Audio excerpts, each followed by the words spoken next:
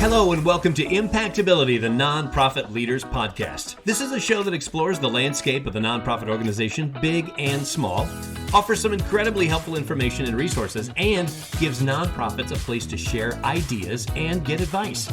I'm your host, Joe Turner. Our show is sponsored by Sukup Strategic Solutions, offering a wide variety of services to help nonprofits maximize their impact. So let's get into solving the problems that might be plaguing your nonprofit. Thanks for joining us today on another edition of Impactability. So the question today is, how is your data? I mean, we've talked about donor management, donor data lots of times before, but what are you doing with the data that you have? Are you getting everything out of your data that you can? Or is there some info that either you can't access or maybe you're not even aware what's all in there? And that could very well be the case. Whether you're using the latest donor management software or maybe just the age-old spreadsheet, doesn't matter. There is so much more that your data can tell you and that you can do for your data. An organization's ability to deepen supporter relationships and grow its impact comes down to data a lot of times. If you don't understand it or you don't even know what you're looking for, you could be leaving money on the table. So part of this is communication, part of this is homework, part of this is knowing your donors, but it all adds up to better fundraising. For my guest today, it was such a huge eye-opening experience, and it made such a big difference in her organization's fundraising. Today, we're going to be speaking with Liz Liston. She's the Chief Development Officer at Hope Atlanta, Metro Atlanta's most established agency committed to fighting homelessness. They can trace the roots of their organization back to the year 1900, but only in the last few years have they started to fundraise. So now that I have you totally confused, let's have Liz clear it all up. Liz, welcome to Impactability. Joe, thanks so much for having me. Great to have you. I can't wait to unravel this story. Let's clear up the story first. When we talked earlier, you said that you were one of the first people at Hope Atlanta specifically tasked to fundraise. So can you give us some of that background? Why did they decide it was time to fundraise? Sure, yeah. So the agency's history was really rooted in government support. So when I got there in 2019, we had almost 95 government contracts, which the government can be an extremely good source of support, especially in homelessness. But when you talk about financial sustainability, when you talk about the desire to innovate, the desire to do more outside of what these government contracts restrict you to, you really need to partner with the community, with philanthropy. And our board was understanding that we were so limited and restricted by these government grants. So they hired me as the Chief Development Officer in 2019 to come in, diversify our revenue streams, and really focus on building a private fundraising program. So let's get into your story, which is absolutely inspirational. What was the problem that you were experiencing at your organization that caused you to decide to look further into your donor data, which is where we're starting with our conversation today? I think our first problem was not having donor data. When I got there, we had maybe 200 people in our database. We had a very dirty email list, meaning we had a large email list, but it was a lot of bad email addresses, meaning it wasn't getting to the places that it needed to get. So first it was, and we didn't have any policies and procedures about collecting data. There was no best practices put in place because there really was no fundraising program in general. And so I was really tasked with starting to not only figure out what kind of donor data we wanted to collect, but to work with, and I want to talk about data in terms of not only your CRM, your donor management system, but also your marketing efforts too, your email addresses and your social media followers. So I thought about it from those two angles. The information I did have, what did I want to collect?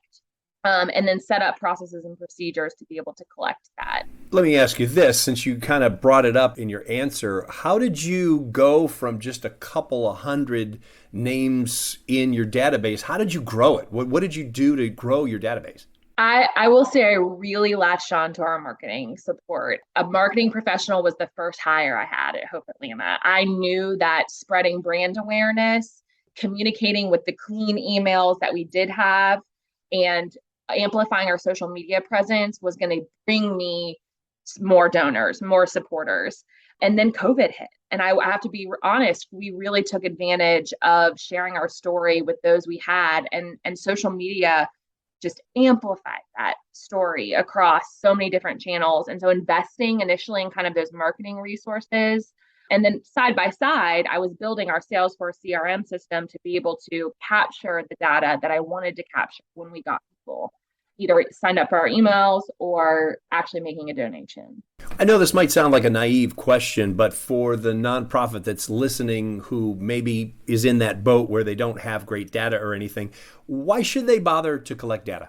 We are in the sales business. We are just in my opinion, we're in the sales business of selling a good to the community. But it's still, donors are consumers and customers. And so we have to treat them as such. And when you look at what the corporate world is doing in terms of really building relationships with their clients, targeting, we really need to be doing the same thing in nonprofits, because I think also the fundamental difference between fundraising and corporate sales is we're in the relationship building business. Of course, we're always focused on a bottom line, but fundraising is about building relationships with people.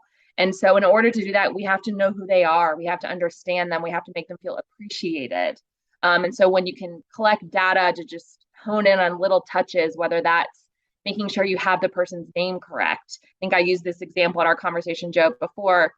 I go by Liz on, my credit card, or, official, it's Elizabeth, but I prefer Liz. So on our template, when we get an online donation, there's a preferred name data column. So I can actually call the donor by their preferred name. And when someone does that, it's little stuff like that where, oh, they're paying attention, they're listening, they care. In our earlier conversation, I loved it because you didn't mince words. When we talked, you said, quote, nonprofits are so behind with data. I love that. And now, mind you, we don't want to hurt anyone's feelings. So kind of explain why you say that and how are nonprofits behind? I think, first of all, it's just investing in technology. I've been doing fundraising for 15 years. I was doing fundraising before social media was really a thing. And so nonprofits never invested in all the technology. And I think there's so many resources out there right now, and getting started collecting that donor information. I mean, I remember when I started really thinking of the importance of data, I was analyzing spreadsheets that I, exported from our CRM, but it wasn't sophisticated, fancy graphs and diagrams by any means. I mean, I was literally analyzing spreadsheets, sorting through Excel. and I think that nonprofits were tasked with so many things where our hands are in so many pots. But a lot of times nonprofits don't even think about analyzing all the information they have. We're even looking at we track our social media metrics every single quarter. So we see what posts are performing. And then that drives what other posts we post later on. Because if we know that the content is resonating with our audience, that drives the strategy that we have. If certain programs are getting more attention on our website or through email opens. So even just thinking about analyzing it, I think nonprofits get overwhelmed when really it's pretty simple. Okay, so you've talked me into it. How do I get this off the ground at my nonprofit? Because up to this point, like you had the problem at Hope Atlanta, we don't have that much data. So what do we do? I think you have to prioritize it. I actually spoke to another group last week and they asked the same question. And I said, block a day on your calendar, get on Google. First of all, make sure that you are setting yourself up with some kind of donor management system. That's going to be critical. And like I said, they come in every shape and size now. I will say too, they're much more user-friendly. I do not claim to be a tech person. If anything, I am very far behind as it relates to technology. And even I can figure out some of these systems. And I remember when I came to Hope Atlanta, I dedicated a day to Googling, and I found 2 or 3 companies that I thought fit my price range, fit what I was looking for. I got on the phone with their salespeople. They gave me their presentations. I made a choice, and the online chat and tech support is amazing with these companies now. I just really encourage you to take the time to get set up. And with the data you do have, I encourage you to export it and look at it from different angles. What is the average gift size of your donors? What time of year do your donors typically give? How are they responding? We did analysis, 60% of our donors give online, but our biggest donors still give through the mail.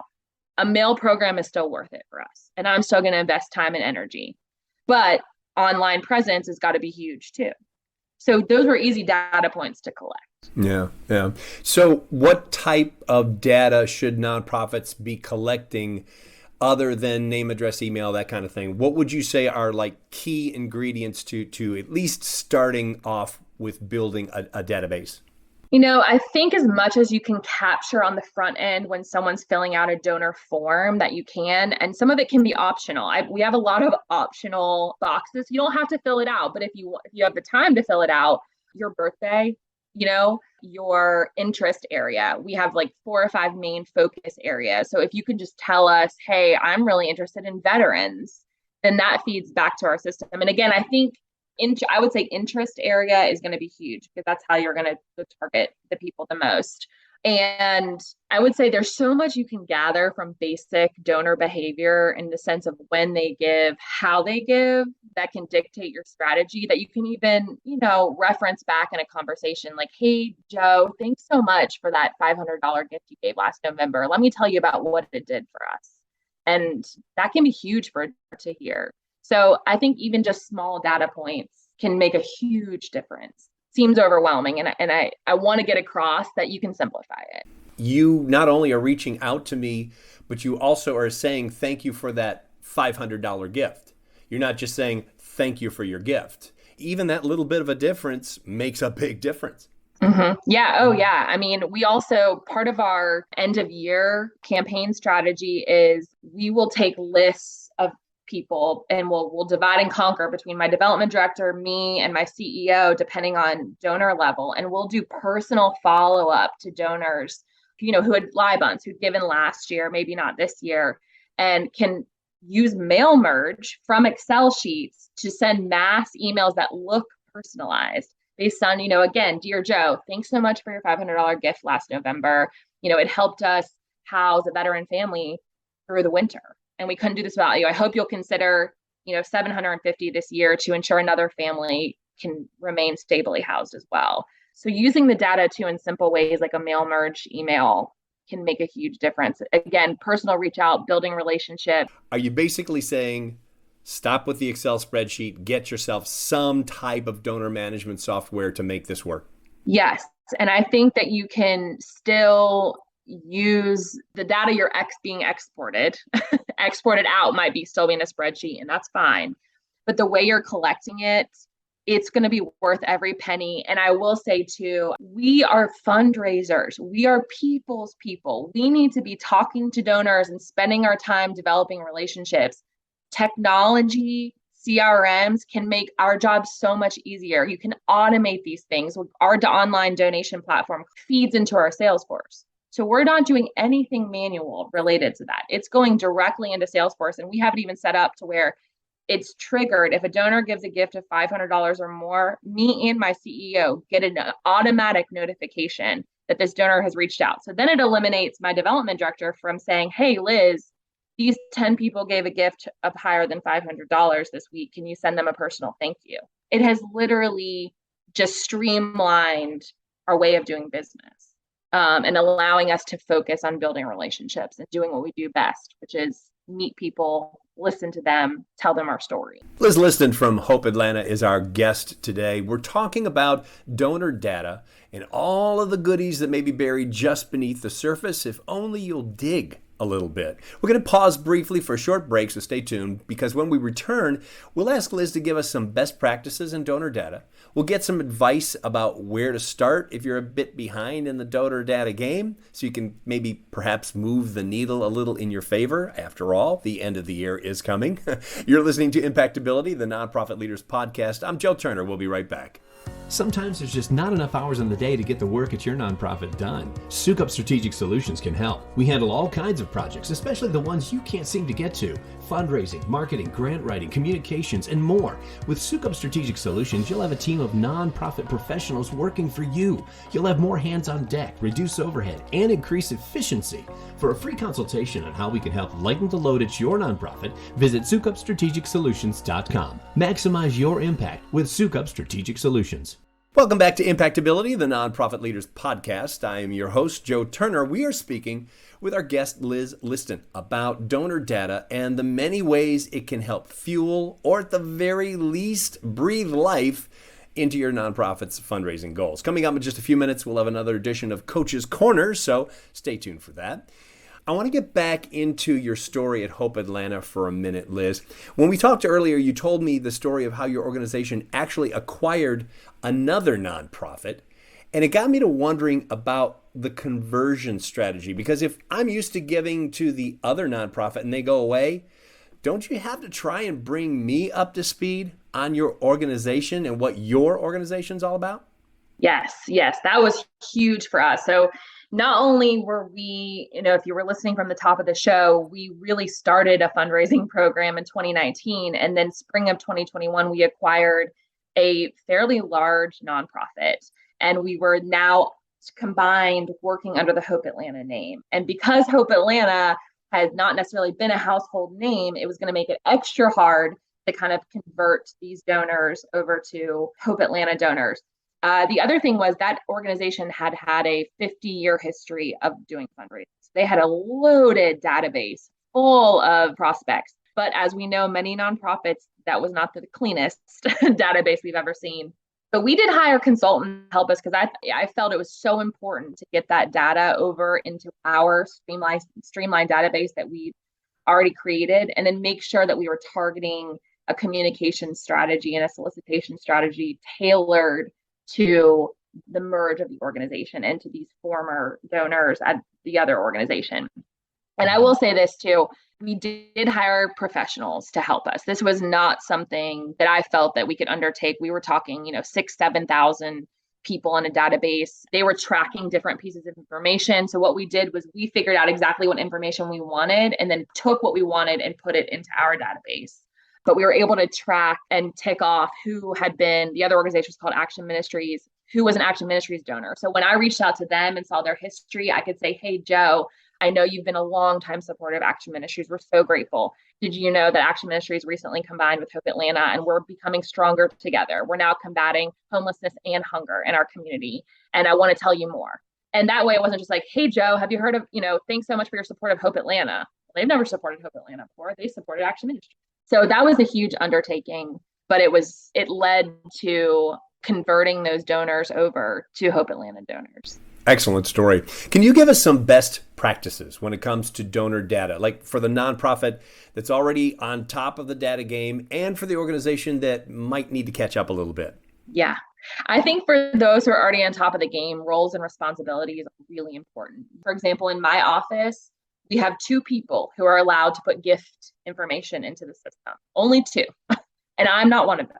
So I am not allowed to touch anything that has to do with inputting a gift because that could mess up with our fundraising numbers and things like that. So really assigning roles and responsibilities, but also, empower people to use the database. We do little tutorials. Even our CEO knows how to go in and make little edits or contact reports. These are all written procedures, like who's who, who's responsible for what information we must collect, and that kind of thing. So I would say that would be the number one.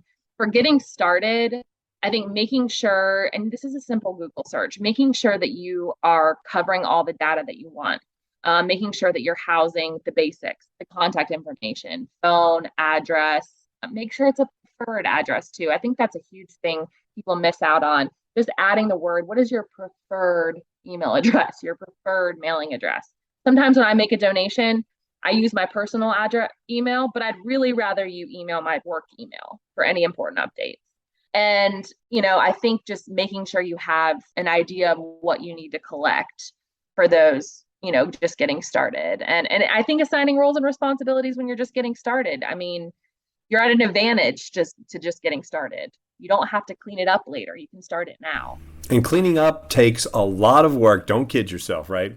And a lot of resources. And I have done that many times at many organizations. And it takes away from our true work, which is to build relationships with donors and get support. When we were talking earlier, you said something I'd like to zero in on a little bit. You said people don't need what we're selling. And I really, really think that is a heavy statement.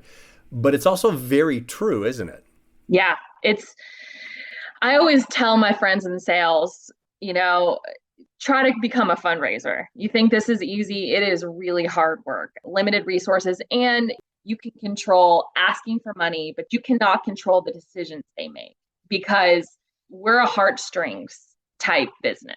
And there are other things that there are necessities that people need in life, like internet and groceries and rent and things like that. And so the priorities of giving are so much down the list. So it's that much more important to know your donors and build those relationships, because when they're having to choose about where to spend their resources, you want them to prioritize your organization. And it's important that you're sharing the impact with them of what their gift is doing, because in the end, it can make all the difference between choosing to give that year or not.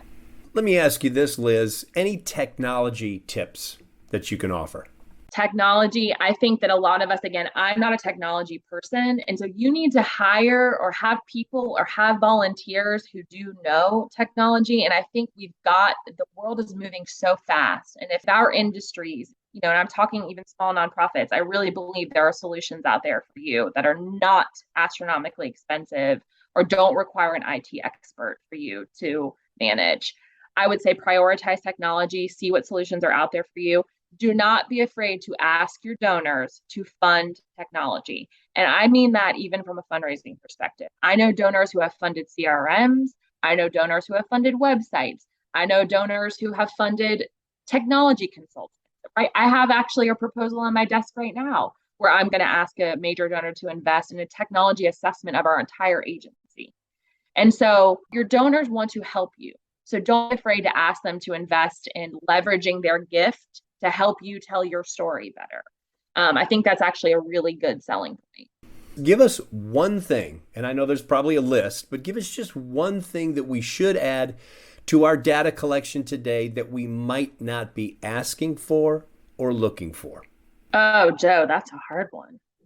I guess I have to come at it from a mid-sized human service nonprofit standpoint. And I think it's that whole idea I spoke about earlier is interest area. I mean, we do so much work, even in homelessness. I mean, we serve veterans, we serve people living with HIV, we do eviction prevention, we do street outreach. And so when I can hone in and figure out what is really going to tug at the heartstring of my donor, it's going to make my work more effective. So adding that drop down on a donor form, or even doing a donor survey where it says, hey, these are the programs that we have. What are you most interested in? Let us know. Then I can target and I can appeal to you about the things that are most important to you. I'm hoping that the nonprofits in our audience have taken lots of notes, regardless of, like we said at the beginning, whether they've been doing well with their data or those that might need to take things up a notch or two. I have to thank you so much for sharing your expertise with us today on Impactability. We really appreciate your time. It was my pleasure. This has been fun.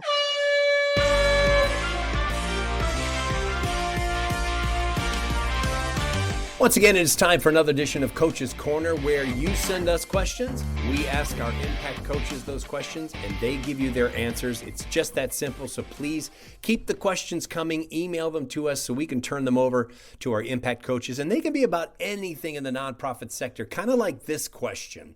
I'll ask it in just a moment. But first, I want to say thank you to our Impact coach, Christine Rahill, who's going to be answering the question today. So Christine, here's the question. How do you celebrate your organization's anniversary so that you can get the most out of it publicly? Great marketing question. Christine, you've got 5 minutes to answer the question. Your 5 minutes begins right now. Oh, thank you, Joe. I'm going to just add on to what you said. It's not only a great marketing question, but it can also be a great opportunity for fundraising.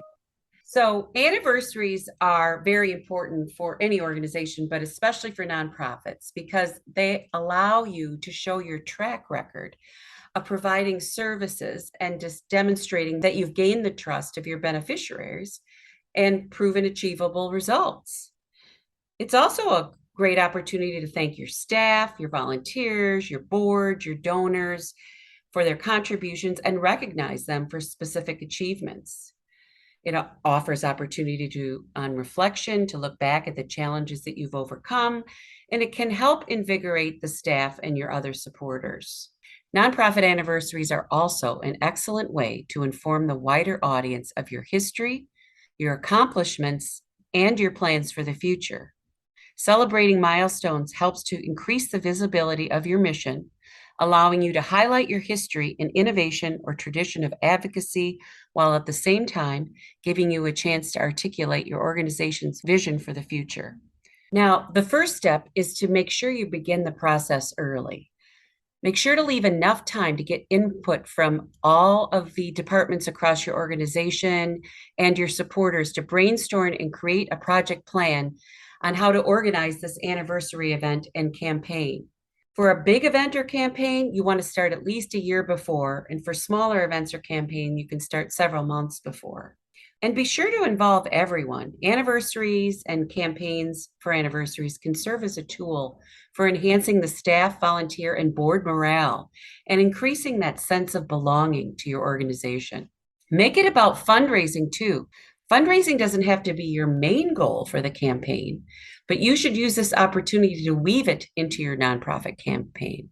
Nonprofit anniversary campaigns are an excellent time to interact with both current and prospective donors, to show them how their donations are helping or could help. And they can help you generate substantial funds. But don't make fundraising the sole focus of your campaign. You want to primarily celebrate, share, and connect. Your nonprofit anniversary campaign should definitely be branded. Think of an interesting, attention-grabbing name. Furthermore, make sure you use powerful imagery and videos that tell stories, and double-check that your nonprofit anniversary campaign branding matches the rest of your brand. Once you've brainstormed your milestones, set your goals, planned your campaign, and understood your limits and what you want the anniversary campaign to accomplish and link to, it's time to design the specifics of your campaign. Will you write blogs? How about design challenges? Will you create videos, organize an event, do interviews with the leadership of the organization? How frequently do you want to share your content and communications? Like blogs and newsletters, and perhaps even more, videos and photos are great tools for storytelling. They also do well on social media. If you have the opportunity to do so, invest in professional quality videos for your anniversary campaign. You could even dig up or ask for vintage photos or testimonials from program alumni. Create a landing page to make sure you get the most out of your campaign. And consider launching a new program or initiative as part of your anniversary campaign. Perhaps you want to partner with another nonprofit organization to initiate a community-wide program, or start a scholarship fund, or create a time capsule that includes your organizational history from the past decade, with plans to open the capsule in another 10 years. You could also launch a book, a special or limited edition product, a new website, or anything else that can benefit from a dedicated launch. Celebrating your anniversary allows you to showcase what your organization has achieved over the years. A good nonprofit anniversary campaign spreads awareness of your nonprofit's mission. This will instill a sense of pride in your supporters for what you've helped to achieve together and reinforce their roles as organizational advocates. And finally, celebrating and marking your anniversary allows you to look toward the years ahead. You can share your organization's future vision with key stakeholders and set the agenda for achievements to come. Christine, great advice, great examples. Thank you so much for answering the question and being our coach today on Coach's Corner. It's my pleasure, Joe. Thank you.